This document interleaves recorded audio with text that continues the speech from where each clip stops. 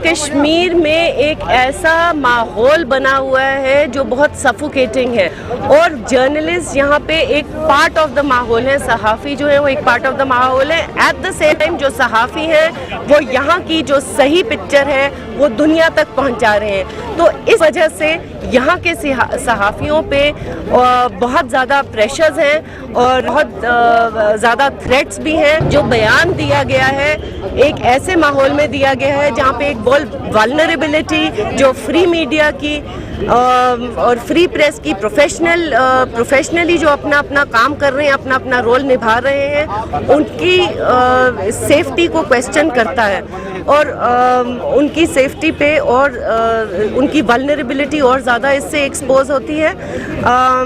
इसलिए हमें इसके लिए पूरा काम करना चाहिए। लाल सिंह के खिलाफ एक्शन होना चाहिए क्योंकि ये टोटल क्रिमिनल नेचर का बयान है और अगर बीजेपी एज अ पार्टी उसके खिलाफ एक्शन नहीं रही है, इसका एक ही मतलब है कि वो पूरी तरह से इस बयान को बैक कर रहे हैं।